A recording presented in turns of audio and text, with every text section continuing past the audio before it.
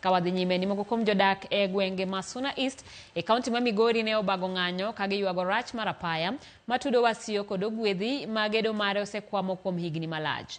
Jodak kama oting'o joriemb bodaboda ywak ni giserito kuom kinde mathoth mondo piny owacho mamalo ka okalo kuom apis jaod bura ma Suna East otiek gedo mar apaya no, kata kamano mae pok otimre. Giyuak ni rach mar apaya ni osethiro chenro mag wuoth kod ohala ka gikwayo piny owacho mondo otiek gedo mar apaya ni ma osekwamo kuom higni mathoth.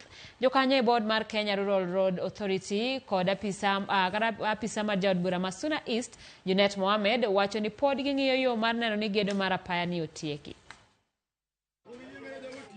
Wakwayo governor MP mondo bi okonywa e loso yorni. Ka osekonywa e loso yorni, eka gimoro amora nyalo dhi mbele. Sani kata biashara ok nyal dhi mbele nikech gigewa ochung' ni ndara rach. Mon madhi kata osiptal ok nyal dhi konyore nikech ndara rach. Anytime ma pod ok olos ndara ni, wabiro keto every Friday, wabiro keto ng'anyo ka motegno nyaka gi joma ai mier te. Are okinyi nyaka odhiambo.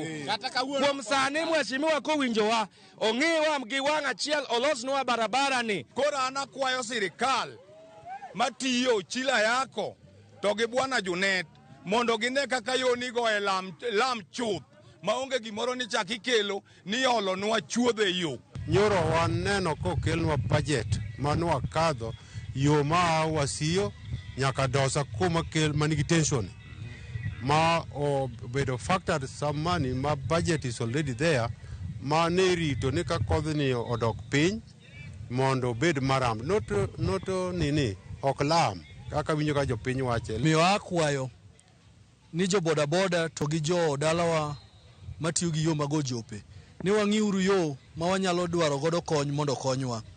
Onge tiende wuok kidhi miel goboke kipidho rabolo, mano ok bi miyo kelnwa yo.